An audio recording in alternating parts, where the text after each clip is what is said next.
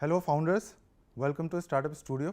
और startup studio के आज के सेशन में we are presenting to you investor series. और इन्वेस्टर सीरीज़ एक इनिशिएटिव है स्टार्टअप प्रो का अंडर स्टार्टअप स्टूडियो, जहाँ पे हम ये मान के चलते हैं कि टैलेंट हर जगह है, इनोवेशन कहीं से भी हो सकता है, बस उसको एक सपोर्टिव सिस्टम की ज़रूरत है। और इसी विजन को आगे रखते हुए वेयर वी स्ट्रांगली बिलीव कि startup is not exclusive, anybody can build. We have completely designed this particular platform for all the aspiring founders across anywhere. और since investment एक crucial stage है किसी भी startup founder को समझने के लिए ताकि वो successfully navigate कर पाए, we have with us Piyush ji, who is founder of MyFin Advisors. For 10 years, he is working with the startups. He himself is an angel investor and supported a lot of startups into raising funds to grow their ventures together. So आज हम इन्हीं से जानते हैं what exactly is the startup investing space. आज हमारे साथ पीयूष अग्रवाल जी हैं जो MyFin के फाउंडर हैं. For last 10 years, he is into startup investment early stage. He himself is an angel investor.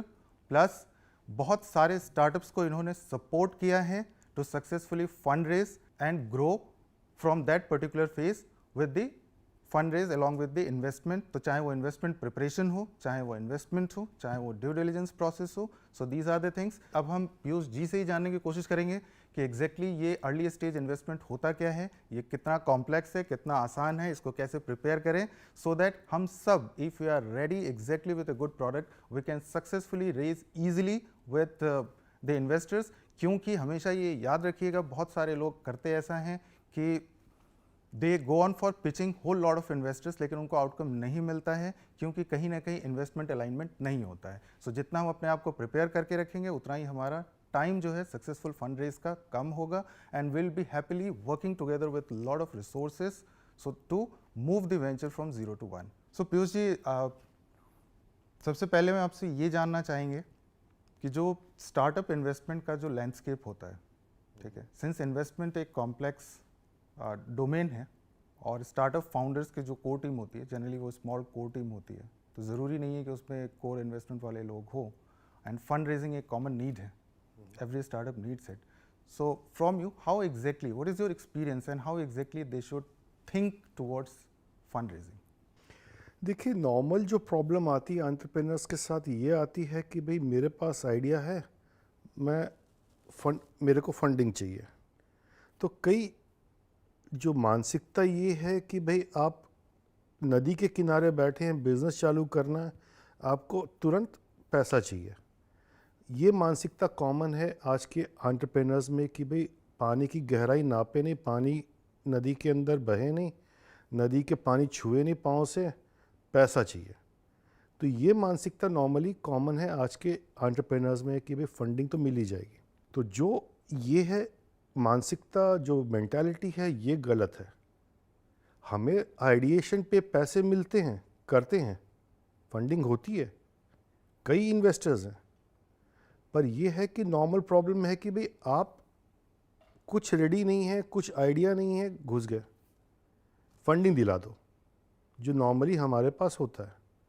तो ये जो है इसको हटाने के लिए ये है कि भाई हम लोग इन्वेस्टर्स ये देखते हैं कि भाई तुम्हारे पास आइडिया है, ठीक है, पर भाई तुम क्या कर रहे हो, कैसे करोगे, वो तुमको क्लियर होना चाहिए.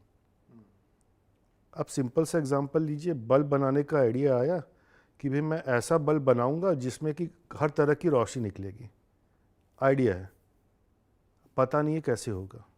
ये तो एडिसन को भी नहीं पता था कि बल्ब बनाने से पहले कि भाई येलो लाइट निकलेगी, वाइट लाइट निकलेगी, ऊपर में वो रैपर लगा दिए, अलग अलग किस्म की लाइटें निकलेगी उसके हिसाब से. अब तुम्हारे पास इनोवेटिव आइडिया है कि भाई हम बल्ब ऐसे बनाएंगे जिसमें कि हर तरह की रेडिएशन निकलेंगी, हर कलर की रोशनी निकलेगी. ये तुम्हारा आइडिया है, पर भाई तुमने टेक्नोलॉजी बनाई, तुमने किया कुछ, कैसे करोगे? अगर ये इनोवेटिव आइडिया है, डेफिनेटली है, तो भाई अब तुम्हारे पास कुछ आइडिया है, तो भाई इम्प्लीमेंट कैसे करोगे, वो तुम्हें जानना ज़रूरी है. तो इसी के प्रोसेस के लिए इन्वेस्टमेंट चाहिए.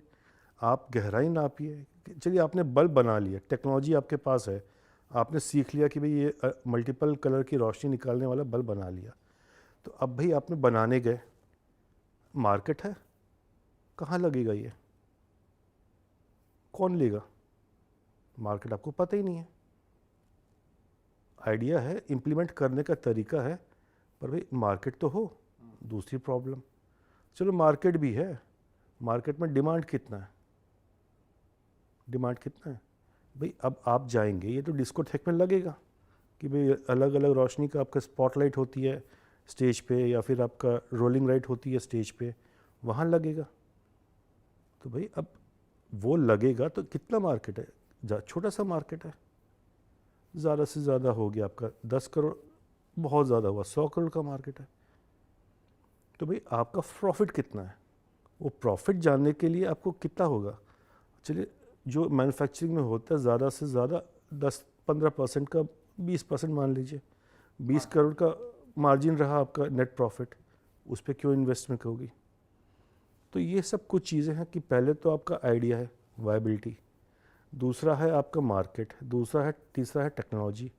इन सब चीज़ों को मिला के जो आपका बनता है वो आपको जानना ज़रूरी है एज ए फाउंडर। आपको क्लैरिटी होना चाहिए इन सब चीज़ों की कि भाई आपका जो आइडिया है वो कैसा है, कहाँ पे जा रहा है, कितना मार्केट है, कैसे अप्रोच करेंगे मार्केट को, ये आपके एज अ फाउंडर आपको जानना ज़रूरी है। ये क्लैरिटी आपके पास है तो आपको इन्वेस्टमेंट मिल जाएगी। बिल्कुल।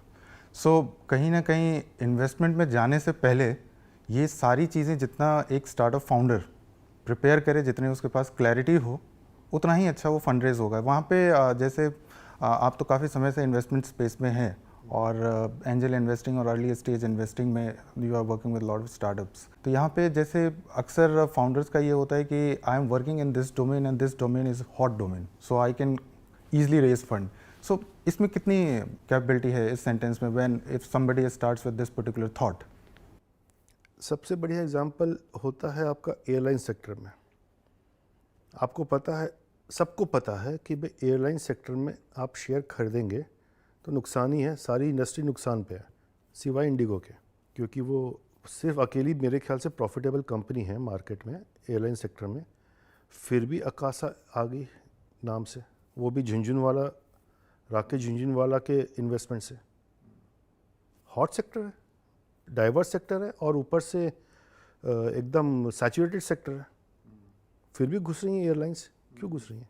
आपको पता है कि भाई आपका ये हॉट सेक्टर है, बहुत सारे प्लेयर्स मिलेंगे हॉट सेक्टर में। एआई ले लीजिए, एआई में आपको बहुत सारे प्लेयर्स मिल जाएंगे, पर भाई कुछ हटके कीजिए।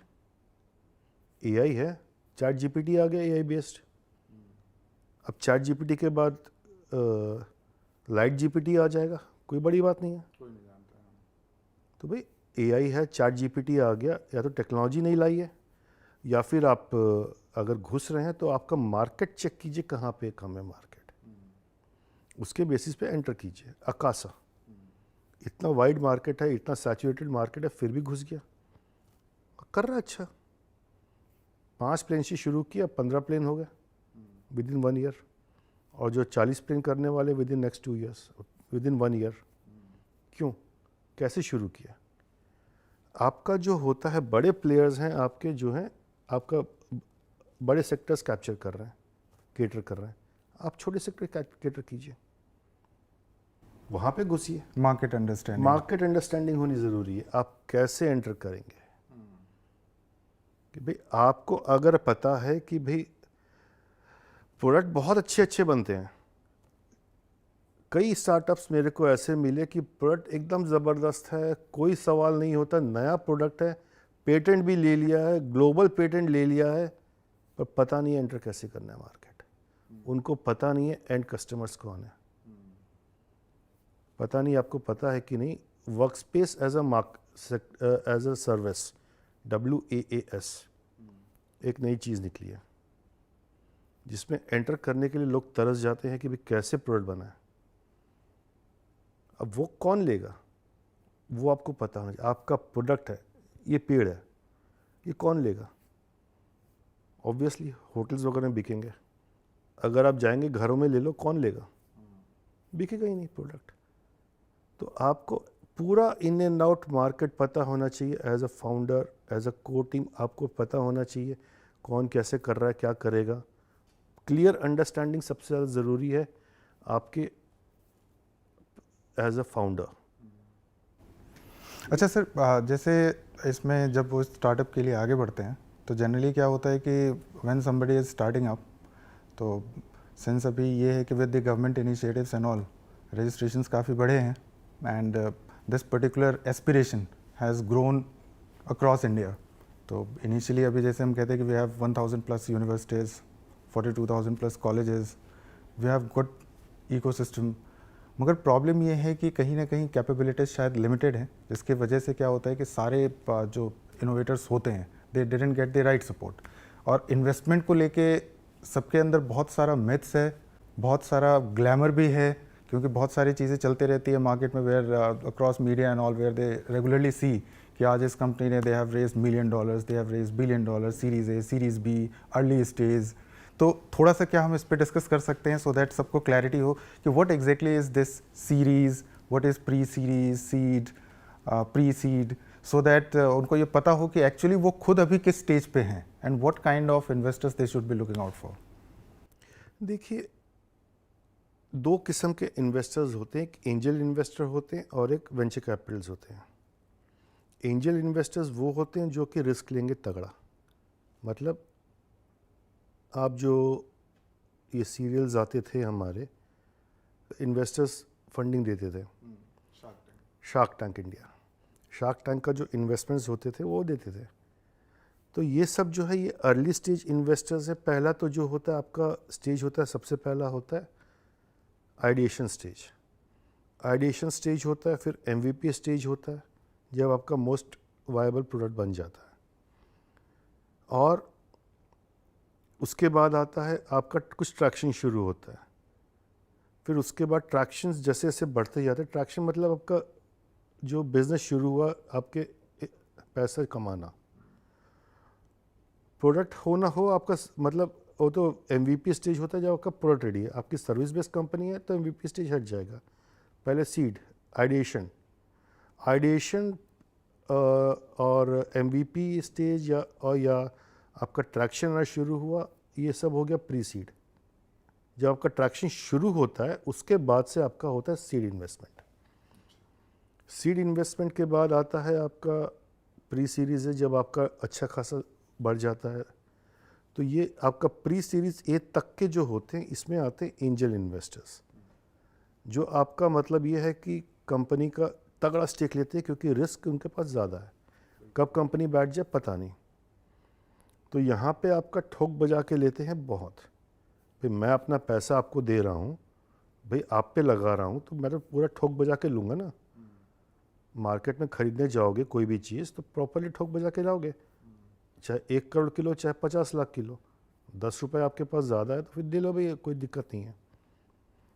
फिर उसके बाद सीरीज़ ए के बाद आपके सीरीज़ ए से जो शुरू होते हैं ABCD वगैरह के, वहाँ पे आप इन्वेस्टर्स जो होते हैं वो नॉर्मली VCs होते हैं, वेंचर कैपिटल जो बोलते हैं, जहाँ पे रिस्क कम लेता है। VCs होते हैं या इन्वेस्टर्स, एंजल इन्वेस्टर्स भी इन्वेस्ट करेंगे, आपके जो पुराने इन्वेस्टर्स हैं वो भी पैसे डालते हैं। अच्छा, इसमें जैसे जो VCs हैं generally they are the large fund corpus and they have a different kind of management जो वो मैनेज करते हैं, ठीक है। उनके रिक्वायरमेंट भी जनरली वैल्यूएशंस, थोड़े हायर लेवल ऑफ वैल्यूएशंस पे they get entry into. So generally क्या है कि यहाँ पे ये जो कॉन्सेप्ट्स हैं जैसे वैल्यूएशन है, जब वो ने कहा कि जब भी एक एंजल इन्वेस्टर, चाहे वो इन्वेस्टर एंजल हो या VC हो या तो वो फैमिली ऑफिसेज हो या कॉर्पोरेट्स हो, whenever whosoever, चाहे वो इंस्टीट्यूशनल हो, इंडिविजुअल हो, if he puts money into a business entity और स्टार्टअप, तो वहाँ पे क्या होता है कि जनरली एक इक्विटी डाइल्यूशन होता है। तो जैसे डाइल्यूशन है, वैल्यूएशन है, नाउ अगेन ये कुछ ऐसी चीज़ें हैं जो जिसको लेके काफ़ी जेनरिक सा थॉट रहता है, लोग समझ पाते हैं, कभी कभी वो इसको क्लियरली आर्टिकुलेट नहीं भी कर पाते हैं। तो उनके लिए हम आपसे ये जानना चाहेंगे कि एक्चुअली ये प्रोसेस होता कैसे है। हाँ, गुड क्वेश्चन। तो इसमें हमारा ये होता है शुरू कि भाई आप जैसे एग्जांपल लेंगे कि आपने अप्रोच किया मुझे अपनी स्टार्टअप के लिए फंडिंग लेने के लिए।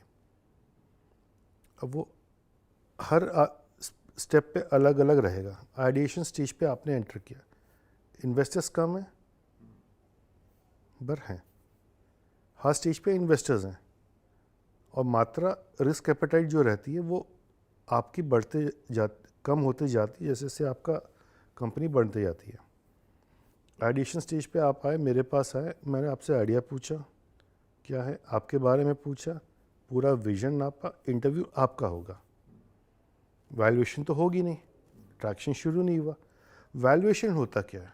वैल्यूएशन होता है कि भाई आपका जो 5 साल में आपका जो सेल्स हुई, सेल्स आप मेरे पैसे पे, सपोज आप मेरे पास आए, बोले कि आइडिएशन स्टेज पे हूँ, 10 लाख रुपए दे दो, 10 लाख रुपए दे दो और मैं अपना प्रोडक्ट बनाऊंगा। प्रोडक्ट बेस्ड कंपनी है। वो बल्ब का एग्जांपल लेते, बल्ब के लेते, मैं अपना बल्ब बनाने के लिए, सैंपल बनाने के लिए 10 लाख रुपए चाहिए। मैं बोलूँगा कि भाई बल्ब बना ले, ठीक है, 10 लाख रुपए तेरे इस बल्ब के लिए ज़्यादा है, तुझे रिसर्च करने की ज़रूरत नहीं, तेरे पास तो दिमाग है। तो उस टाइप से आपका प्रोसेस शुरू होता है कि अब यहाँ पे आपने बोला बल्ब बनाना है, तो बल्ब बनाने के लिए मैं आपको सीधे सीधे बोलूँगा, एक नेगोशिएशन टेबल पे बैठेगा इन्वेस्टर और फाउंडर कि भाई तू कितना स्टेक देगा। चलिए पसंद आ गया, फाउंडर का आइडिया पसंद आ गया, फाउंडर का मार्केट समझ में आ गया, प्रोडक्ट का मार्केट समझ में आ गया, A to Z सब समझ में आ गया। अब आप बोलेंगे कि भाई मेरे को चाहिए 10 लाख रुपए। अब वहाँ पे नेगोशिएशन होगा कि भाई कितना स्टेक देगा। नेगोशिएशन टेबल पे बैठोगे, उसके बाद स्टेक होगा, सब हो जाएगा, आगे बढ़ेंगे। प्रोडक्ट बन गया, प्रोडक्ट बनने के बाद आप फिर से मेरे पास आओगे, मेरे को बोलोगे कि भाई प्रोडक्ट रेडी है, मार्केटिंग के लिए 50 लाख चाहिए। फिर मैं तुमसे पूरा प्रोसेस पूछूंगा, मार्केटिंग कैसे करोगे, क्या करोगे, कहाँ जाओगे, क्या अप्रोच है मार्केट का। मेरे को प्रोडक्ट की आइडिया है, मैं इंडस्ट्री एक्सपर्ट हूँ, मुझे पूरा पता है कहाँ पे मार्केट कैसा है, कौन कैसा है, मैं तुमसे ज़्यादा जानकार हूँ। पर तुम कर रहे हो, मेरे पास टाइम नहीं है, चाहो तो मैं भी कर लूँ, पर आइडिया तुम्हारा है, तुम कर रहे हो, मैं पैसा लगा रहा हूँ, मेरे को स्टेक चाहिए। अब आया MVP रेडी हो गया, अब मार्केटिंग के स्टेज पे आपने बोला कि भाई मेरे को 50 लाख चाहिए, 20% आपका पहले ले चुका हूँ आइडिएशन स्टेज पे। अब आप आगे बढ़े, मार्केटिंग का सब पसंद आ गया, नहीं पसंद आया तो मैं मना कर दूँगा, भाई मैं तो और नहीं डाल सकता, किसी और को देख। पसंद आ गया तो मैं बोलूँगा कि भाई 50 लाख बहुत ज़्यादा, तेरा जो है तू कैप्चर कैसे करेगा मार्केट इज़ ओके, अब तू 5 साल में सेल कितनी लाएगा उसके हिसाब से वैल्यूएशन होती है। अलग अलग किस्म की वैल्यूएशन होती है, कुछ नॉर्मल होती है, DCF के बेसिस पे रेट निकल जाते हैं, डिस्काउंटेड कैश फ्लो जो प्रोसेस है उसके बेसिस पे नॉर्मली होता है। कुछ 2x 5x सेल्स वगैरह का फंडा होता है, उसके बेसिस पे वैल्यूएशन निकलता है। हर इंडस्ट्री का, हर चीज़ का अलग अलग तरीका है, बेंचमार्क्स है, उसके हिसाब से चलता है। क्या ये अर्ली कोर टीम के लिए नेसेसरी है कि उसकी टीम में कोई इन्वेस्टमेंट जानने वाला को फाउंडिंग टीम में हो? देखिए, आपको फिनेंस की ज़रूरत तो पड़ेगी, एक फाइनेंस की ज़रूरत, फाइनेंस का जो बंदा है उसको तो आइडिया होना चाहिए। ज़रूरी नहीं है CEO को आइडिया हो total in and out, but उसको आइडिया होना चाहिए कि भाई वो क्या कर रहा है। एज अ लीडर आपको आइडिया होना चाहिए प्रोडक्ट का, टेक्नोलॉजी का आइडिया, इन डेप्थ नहीं, फिनेंस का, टीम बिल्डिंग का, HR का, एडमिन का, खर्चा कहाँ जा रहा है, बैलेंस शीट वगैरह देखना आना चाहिए, सब कुछ का आइडिया होना चाहिए। बनाना आना की ज़रूरत नहीं है। CEO बैठ के तुम्हारा बल्ब बनाने के लिए फिलामेंट वगैरह खरीदने जाएगा, फिट नहीं करेगा, हम उम्मीद नहीं करते। सो ये आपका बेसिक ज़रूरी है, फिनेंस का आइडिया होना चाहिए।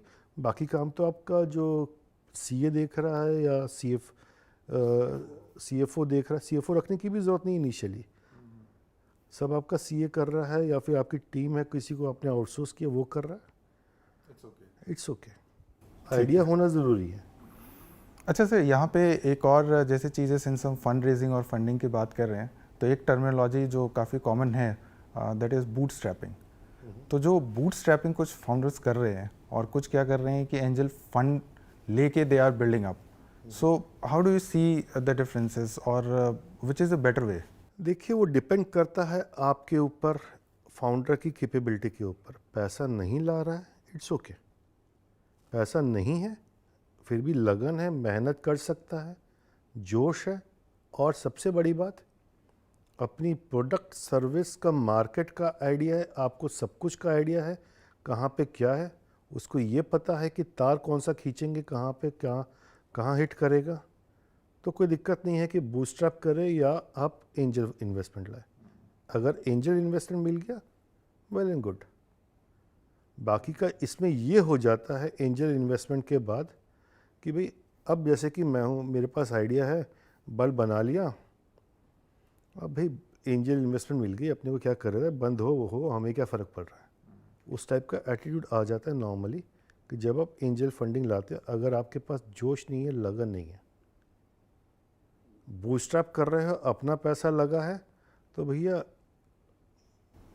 भिड़े तो रहोगे। एक पैसा खर्च करने में तुम कतराओगे।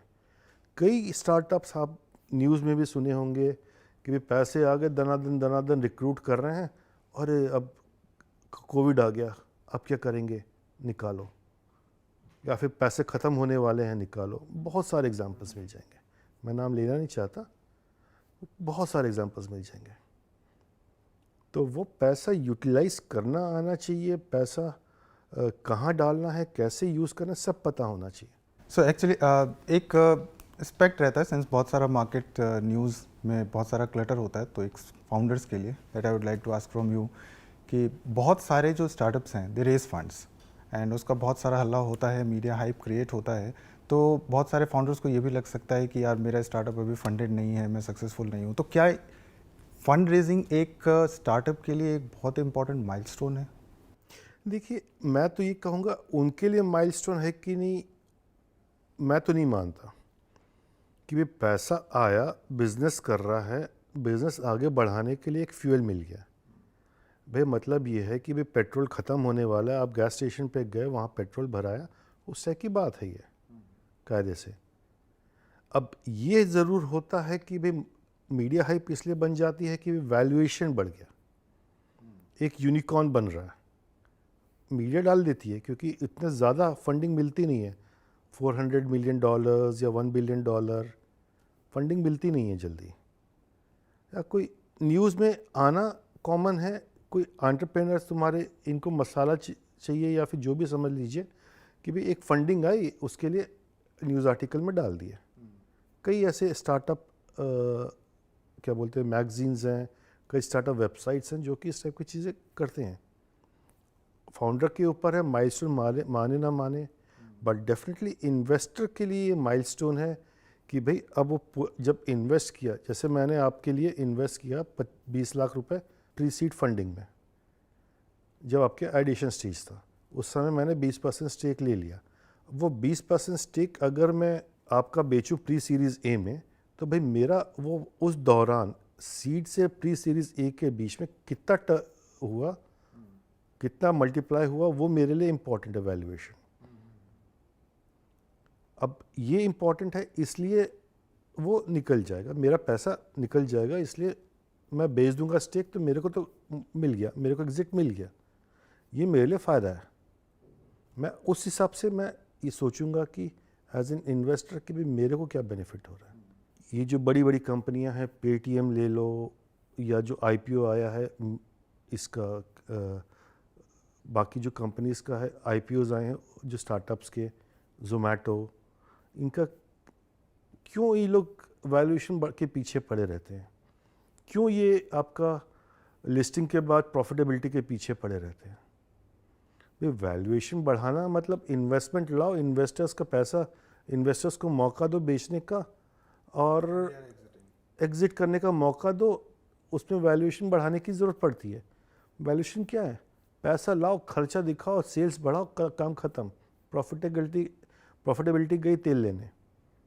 ये मोटो होता है नॉर्मली आपके स्टार्टअप्स का, जिसके मैं सख्त खिलाफ हूँ कि भाई आपको इन्वेस्टर्स की ज़रूरत पड़नी ही कम चाहिए। भाई मैं अपनी खुद बैंड बजवा रहा हूँ, पर मेरा जो मानना है, आपको बिजनेस जो चलाना है वो ज़ेरोधा टाइप का होना चाहिए जो सीधे प्रॉफिटेबिलिटी रहे। बिल्कुल। सो कहीं ना कहीं ये एक बहुत अच्छा मैसेज भी है फ्रॉम द इन्वेस्टर्स, एंड जो हम कहते हैं कि from the horse's mouth exactly कि what they are looking for. So if somebody is just building a startup और कोई एक ऐसा मॉडल जिसमें वो सिर्फ वैल्यूएशन प्रोजेक्शन कर रहा हो, तो शायद वो एक बहुत सस्टेनेबल अप्रोच नहीं है। सस्टेनेबल बिजनेस बिल्ड करें, दैट इज़ मोर इम्पॉर्टेंट। और सिंस आप खुद आईआईटी एल्यूमिनस, आईआईटी बॉम्बे एल्यूमिनस हैं, और स्टार्टअप में जनरली एक बहुत ही कॉमन डिस्कशंस अक्रॉस चलते रहता है which might reach to everybody, और हर आदमी उसका अलग अलग इंटरफेरेंस निकालता है कि जनरली जो फंड रेजिंग है या फंडिंग है, अगर वो आईआईटीज आईएम्स के टैग से है तो generally they get very easily, और अगर नॉन आईआईटीएन है, नॉन आईएम बैकग्राउंड का है तो उसके लिए थोड़ा टफ होता है। क्या इसमें आपको मतलब how do you see this? बहुत ही गलत परसेप्शन है। ओयो के फाउंडर की आप बैकग्राउंड चेक कीजिए, कहाँ तक पढ़ा है। ना तो आईआईटी से है, ना एलुमनाई है, आईएम से है, ना इंजीनियर है। कहाँ तक पढ़ा है चेक कीजिए। भाई मैं कंपनी चला रहा हूँ अपनी, मैंने एक पैसा नहीं लिया, मेरे को तो ज़रूरत नहीं है, और मैं तो मानता नहीं हूँ इन्वेस्टमेंट के लिए आईआईटी आईएम की एल्यूमिनस की ज़रूरत है। भाई आप आईआईटी से नहीं आए, आपकी गलती थोड़ी है, नहीं हुआ भाई, उसके बाद तो आप अच्छे खासे प्लेयर बन गए। आईआईटी से जो कंप्यूटर साइंस जो आपके लगते हैं टॉप के, जो कंप्यूटर साइंस लेते हैं, टॉप रैंकर्स होते हैं जेई में, उनका क्या है, नौकरी कर रहे हैं। कितने आते हैं बिजनेस में?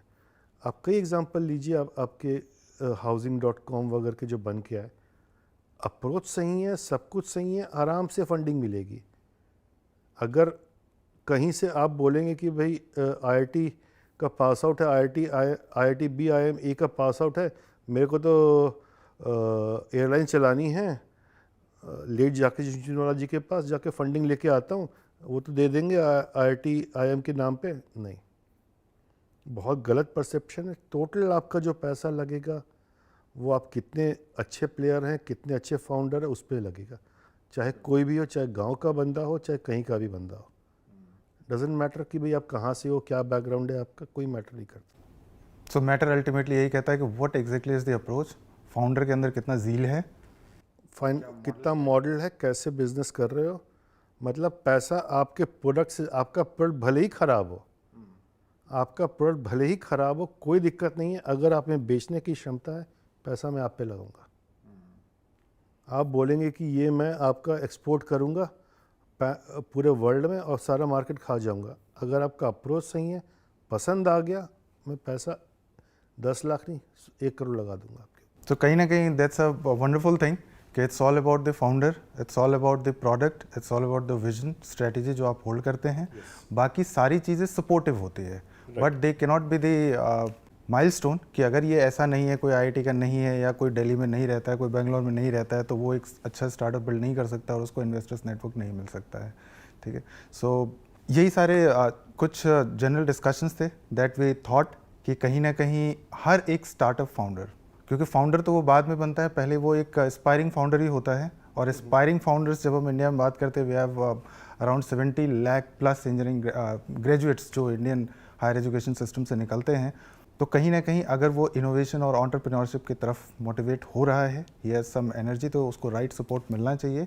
इन्वेस्टमेंट डेफिनेटली एक बहुत ही क्रूशियल स्टेप है, but there are certain myths जो आज पीयूष जी के साथ शायद हम लोगों ने ब्रेक किए, और वो काफ़ी अच्छा वी एज्यूम रहेगा जब आप उसको समझेंगे, क्योंकि इस पूरे डिस्कशन में बहुत सारी चीज़ें ऐसी हैं जो आपको इन डिटेल समझनी होंगी। हाँ, for a prima facie it's a very good observation and good thought जो पीयूष जी ने शेयर किया for all the aspiring founders. So with this we come to end of this particular investors series with Piyush ji, and we look forward if you are building any wonderful product, you have a strong vision, तो startup studio हमेशा आपके साथ है। और इसके लिए ज़रूरी नहीं है कि आप फिज़िकली इंक्यूबेट ही हो, we do incubate in lot of ways. तो अगर आप किसी भी स्टेज पे if you are looking for funding और एंजल या वीसी या कहीं भी अगर आप स्ट्रक्ट हैं, if you are very much confident कि मेरा स्टार्टअप एक नेक्स्ट प्रॉफिटेबल वेंचर है, welcome you to connect with the panel of experts with us, get into the process, raise fund, grow a wonderful business together. Thank you. So thank you.